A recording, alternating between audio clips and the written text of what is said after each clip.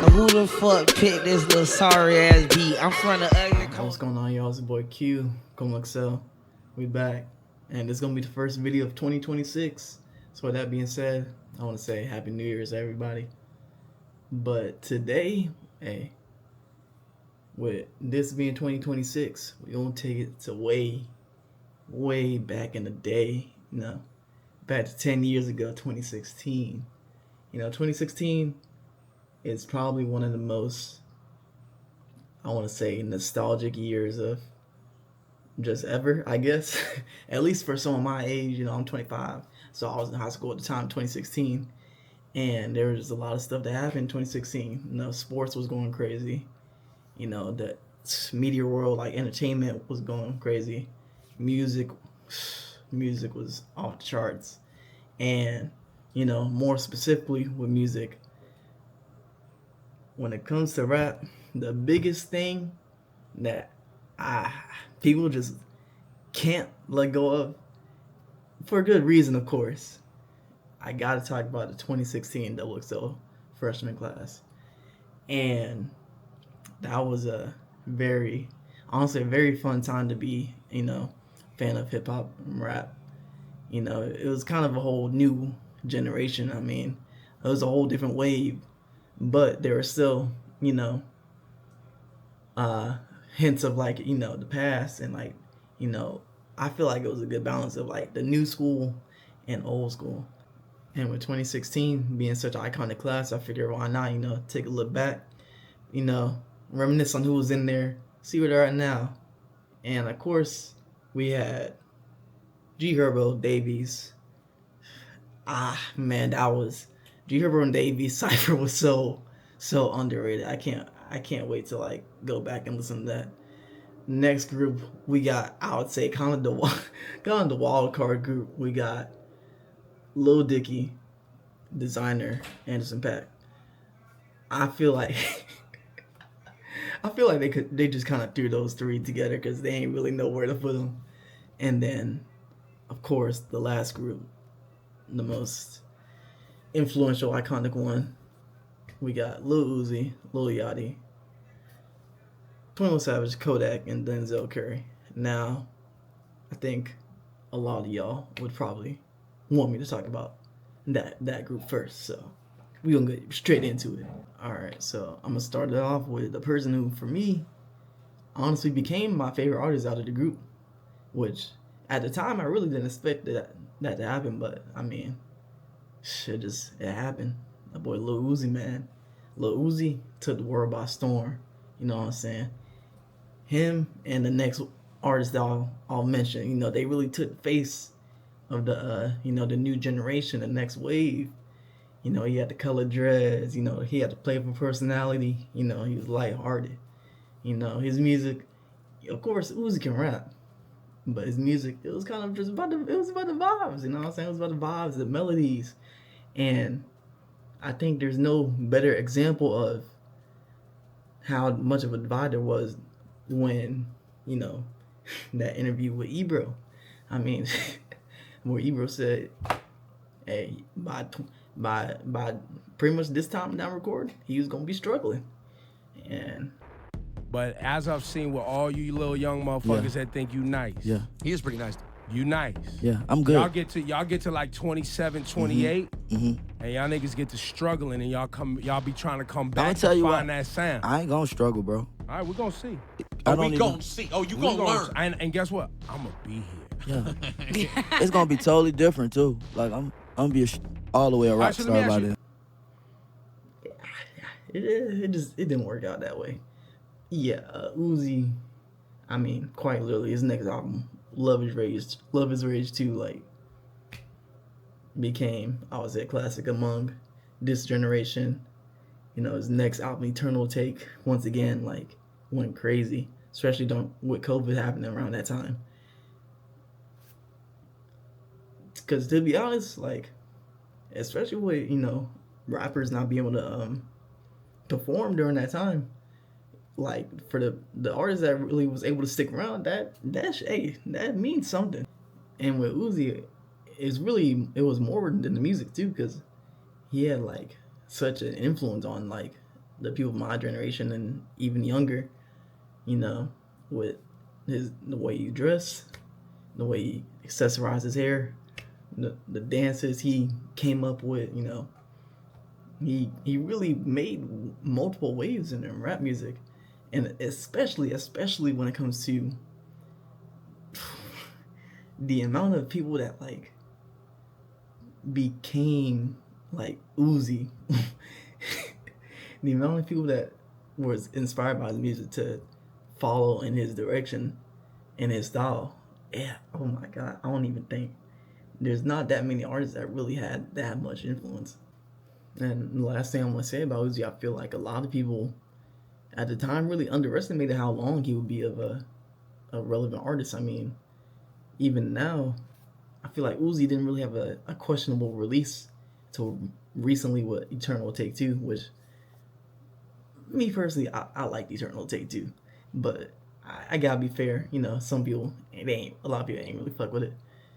It is what it is, but even with his, you know, previous release like Pink Tape, that was like very experimental, but still, I would say a consistent album, and just something that really pushes this image of Uzi being like kind of just very different artist from a lot of people that, I mean, he even was in the Cypher with. So I mean, I feel like Uzi really came what he needed to do and more. So that's how I feel about Uzi. Now, the next person I want to talk about, who personally probably my second favorite out of the group, is Lil Yachty, man. Now, Lil Yachty's timeline after after XXL, it was a bit different from Uzi's, to say the least. 2017, Yachty came out with Teenage Emotions, and they ain't really go over too well. It wasn't the best received. There's some good songs on there, but to come out with that album, after that XXL Cyphers, everything, it's kind of tough, because it's like, him and Uzi was kind of like the face of the new generation. So I mean, to come out with that, it only kind of added fuel to the fire. And I honestly do think that Yachty really, I feel like he bounced back though, because we look back at albums that he dropped. I mean, he came out with he had Lil Bo 2, he had None to Prove, then he had Lil Bo 3, and I'm not gonna lie, all those albums have good songs, like really popular songs on them. And to me, I feel like Yachty really is one of the most consistent artists out of this group. I mean, even this next album, we got Michigan Boy Boat. Now, hey, to me, Michigan Boy Boat, it's one of the ones right there. And I feel like that's where you really got to see like Yachty's versatility. You know what I'm saying? And then even after that, we got Let's Start Here. That was like niggas wasn't expecting Yachty to drop a more alternative type of album like that. But I feel like with that album too, I feel like that's where Yachty really started to pick up back in popularity, because it seemed like for a long time he kind of just went under the radar, in my opinion, and not until recently it's like it just picked up heavily all of a sudden, which to me, I love to see it, because I've always been a fan of Lil Yachty ever since he came out. So to see him kind of come back up in popularity, and especially not with just music, but you gotta talk about the clothing side too. He's sponsored by Nike. He got his own Air Forces. He's really influential in that space too. And once again, musically, he's very influential when it comes to the newer generation at that time. Like a lot of people try to sound like Yachty, and now he's even to the point where he can create his own group. Concrete Boys. I mean, once again, Lil I don't know why I'm struggling with his name. Lil Yachty really is another one of the most influential ones on this list.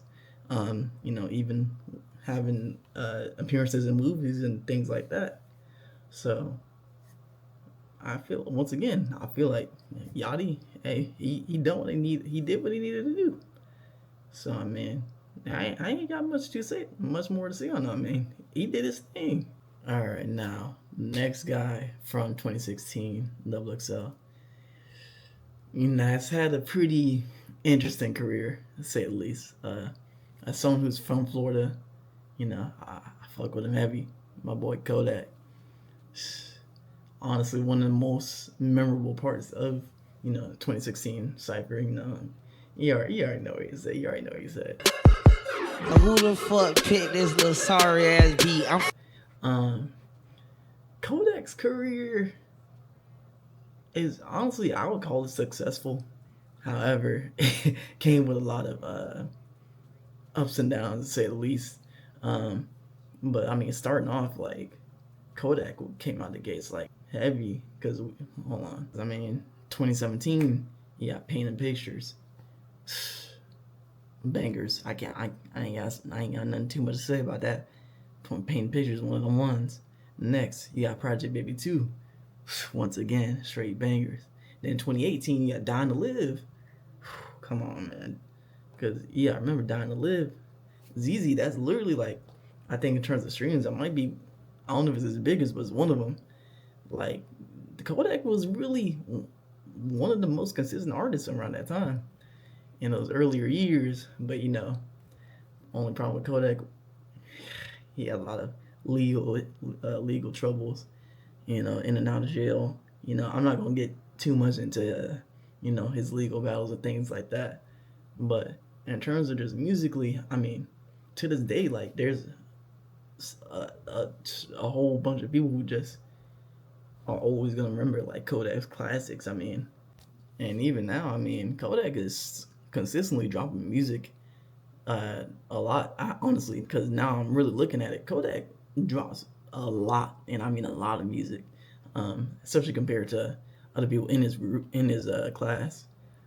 And it seems nowadays it may not be as well received, and I don't know if that's necessarily because of legal troubles and going in and out of jail. I'm sure it probably doesn't help, but I can't help but feel at the same time that Kodak is one of those people who I wouldn't put it past Kodak to still just drop a banger out of nowhere, honestly. Now the next artist we got out of 2016, who really you could say is the most overlooked one, at least especially at that time, Denzel Curry.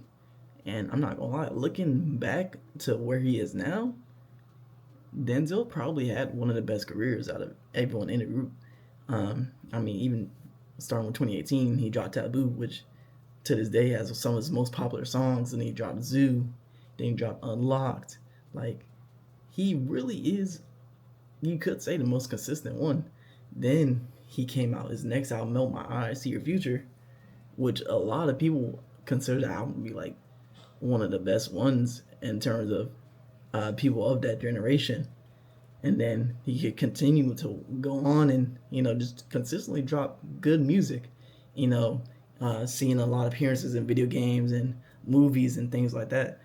And I mean, once again, someone who comes from Florida, I hear Denzel Curry a lot. And I feel like one of the best things about Denzel Curry, with him being such a maybe lesser known artist compared to the rest of the group, of course, at that time. For him to be like one of the lesser known ones, he really had one of the better careers. Along with that, he also has evolved in his music career a lot. So I mean, seeing that type of growth out of an artist, that's honestly, like, I would say a really good like marker of success in terms of his career. So I feel like Denzel Curry definitely held up over time. All right, now the last artist in this first group, at least, gotta talk about Mr. 21 Savage. Now, in terms of all the artists in this group, I think, and I know I talked about Denzel Curry with his growth, but 21 Savage's growth is crazy, honestly, because I don't think a lot of people expected for 21 to really become a more refined artist. I think a lot of people expected him, kind of stay more along the sounds of, Slaughter King and Savage Mode. But seeing 21 over time progress to, kind of have more rapping ability, especially seeing that on my favorite collab album of all time, Without Warning, with Offset. I mean, like his consistency over time is honestly really, really impressive. And then you see him come out, over time with I Am Over I Was. I mean, we see him with J. Cole, like really rapping on some shit. You like, damn, 21 really, that boy actually rapping. Like it was kind of crazy to see, because you see him go from Slaughter Gang shit, like you see him go for that to a lot, and it's like, damn, like he really came a long way.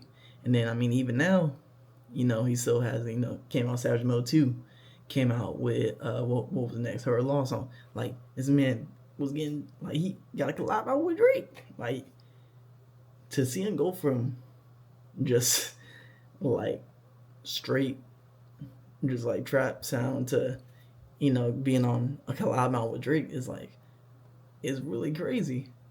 And then I mean, recently he came out with What Happened to the Streets, and I feel like maybe some of it, like his, I guess, hype, you could say, has kind of went down a little bit.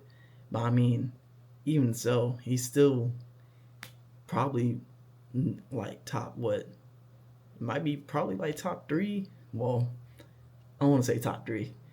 Like, yeah, maybe top 3, 4, 5 out of this group in terms of just music career. And he's kind of just proven himself to be an artist that can just stay relevant, even with having like a year without dropping music, and then coming out the next year with an album. Not every artist can do that. So I mean, once again, this really goes to show like how many artists were really successful when it comes to just putting out projects and being consistent over time. All right, now next group we're about to move on to, Anderson .Paak, Lil Dicky, Desiigner. Now we gotta talk about Anderson .Paak, because I'm not gonna lie, out of the entire group, just the biggest surprise out of all of them, because to this day I would say he's an artist that anytime he's on a feature, you're probably gonna be fine. Like, you're gonna be good. And to see him move on to be one of like the biggest streaming artists, and sure, you can maybe equate that to him like having Bruno Mars as the other person on the album with him. But for the fact that him and Bruno to even collab on the album and have it be like that big, it says a lot to like who he is as an artist. And I think Anderson .Paak, he kind of flies under the radar, because out of the whole group, he was definitely the most different genre.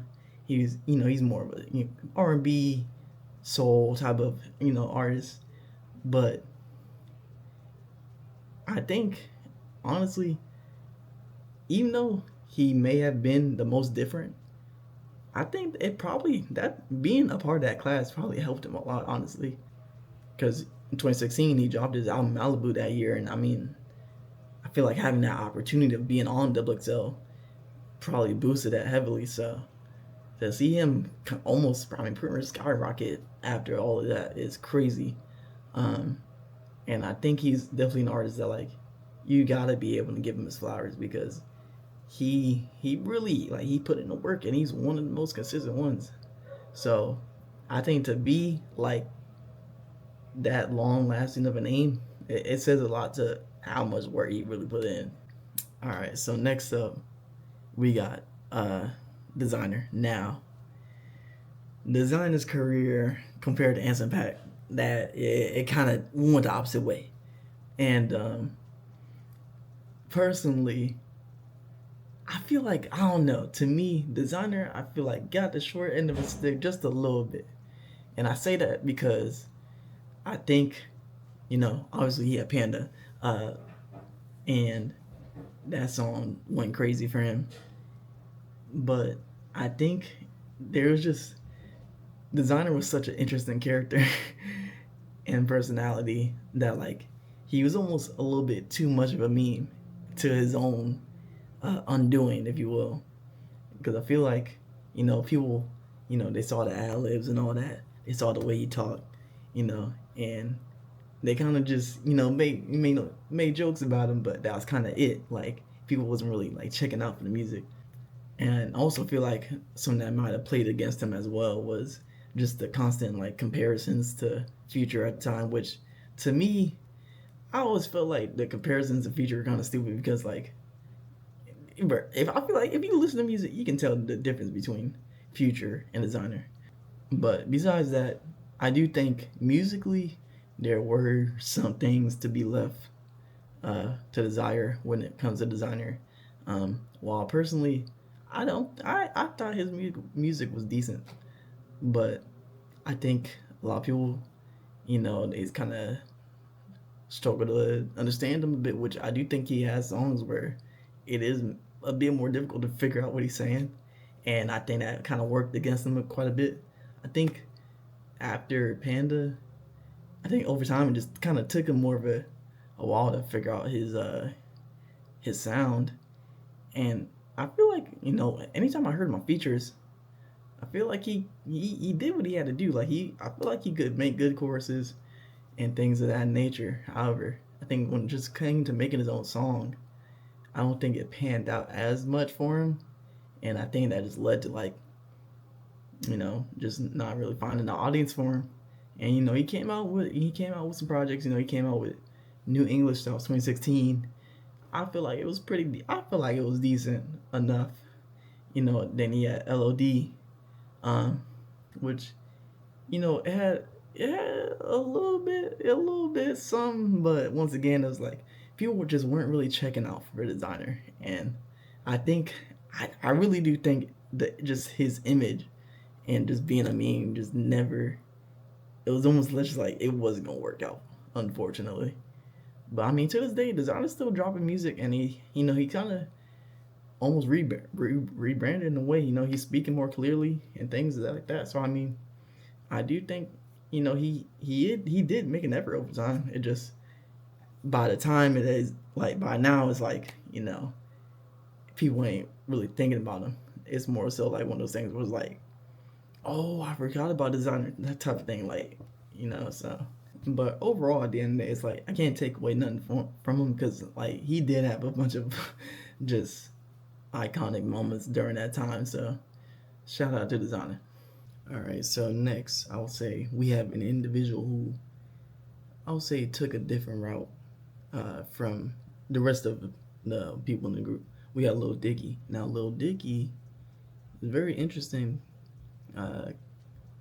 career, honestly, because, I mean, we saw Lil Dicky, like, early on. He had bars and he had pretty great skills at rapping, and we saw him, like, be able to create these creative concepts for songs and have them do really well. I mean, prime example, Freaky Friday with Chris Brown, like, that went crazy for him. And he had a couple of projects, and then after those, he went just completely different route, which it's kind of unexpected. But he went on to have his own TV show. Made a soundtrack for Forever and Every Day, and he's kind of just doing his own thing now. What I'm saying? He's doing his own creative ventures, and I feel like it just goes to show, like, how much talent was really in 2016. I mean, to have someone that really doesn't even make, I'm sure he makes music, but not, anything to be released. If anything, probably just more so for, his own TV show or any type of venture like that. So I feel like Lil Dicky, while the music side of his career might have been short, it was honestly pretty successful. So I mean, I feel like, once again, pretty much delivered on what he needed to do. All right, so finally, the last pairing that we had for 2016 Cypher was G Herbo and Dave East. We gonna get into G Herbo because I'm not gonna lie, I honestly didn't realize, like, how many projects G Herbo has put out since that time. And I know I've been saying this a lot in this video, but I really truly feel like this applies to G Herbo. Like, Herbo is really, I think, one of the most consistent artists out of this group. Because I feel like Herbo is one of those artists where even if you don't necessarily hear his music for a minute, it seems like he just always has at least like one song that just does well out of nowhere. And I mean, we've seen this recently with When Legit, and you know that's been going crazy for him. But I mean, taking it all the way back to 2017, he came with Humble Beast. Oh my god, Humble Beast was so tough, man. And then he's also not only consistent in his own music, but he gets a lot of features on other people's albums and stuff like that. And for me, it's kind of hard to say like I've heard like a bad like Herbo feature, or you know, just he doesn't really have a lot of bad songs. Could you say maybe you could criticize that maybe they sound similar in a way, but I don't really give that criticism to him because I feel like you can make that criticism with plenty of artists, and I feel like it's kind of an overused criticism for artists in general, because if an artist has a sound, they're kind of gonna have that same sound. But either way, I think for Herbo it works. Like it seems like almost, yeah, I'm looking like almost every year he has like at least some sort of project out, and every time they're at least solid. So once again, 2016 producing like, I mean, obviously Herbo's out way before 2016, but in terms of, you know, people in that class, like it just goes to show how much talent was really there. Because Herbo, I mean, he's still killing it to this day. All right, and of course the final person we got, Davies. Now, personally, I feel like a lot of things I said about Herbo can apply to Davies. I would say very consistent artist, and I think while he doesn't have the popularity as much of a Herbo, as I do feel like he is maybe one of the more forgotten ones in this class. And I don't think that's necessarily like, that's not like something that's his fault or anything like that. Because anytime I see Davies like in any type of, you know, thing on social media or like an interview or anything like that, like he's always shown love, or you know, is given love from his community.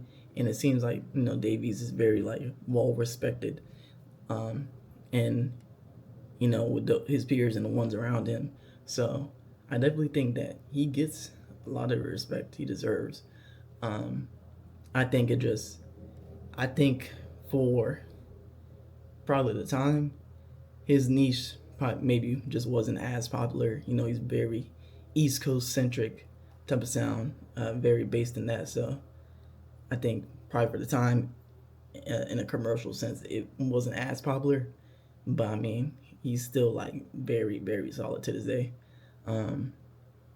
So I mean, once again, it's like, even if he doesn't have the popularity, I think he still did what he had to do. But yeah, I mean, with that being said, y'all let me know what y'all thoughts, you know, where you were at during that time, what y'all think of 2016 class now, you know, what you think of where they're at, where they went.